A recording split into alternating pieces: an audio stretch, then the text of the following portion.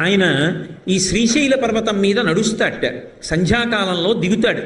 భూమండలం మొత్తం మీద ప్రతిరోజు ప్రదోష వేళలో శంకరుడు యొక్క పాద స్పర్శకి నోచుకునేటటువంటి ఒకే ఒక్క ప్రాంతం ఏది అంటే శ్రీశైల ప్రాంగణం. శ్రీశైల ప్రాంతంలో ప్రదోష వేళలో అసలు ఉండడం అనేటటువంటిది అంత గొప్ప విశేషం. ఎందుకని అంటే ఇక్కడ దిగుతాడు, ఆయన దిగి నడుస్తాడు. ఆయన నడుస్తాడు కాబట్టి శ్రీశైల పర్వతం అంతా ఓషధులతో నిండిపోయి ఉంటుంది అని శంకరాచార్యుల వారు యోగతారావళిలో చెప్పారు. శ్రీశైల శృంగే వివిధ ప్రసంగే శేషాద్రి శృంగే సదా వసంతం తమర్జునం మల్లిక పూర్వమేనం అంటారు.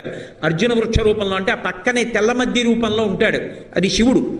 అలాగే మల్లికా తీగ చుట్టుకున్నటువంటి రూపంతో ఉంటాడు. అందుకే సంధ్యారంభ విజృంభితం శృతిశిరస్థానం తరాధిష్ఠితం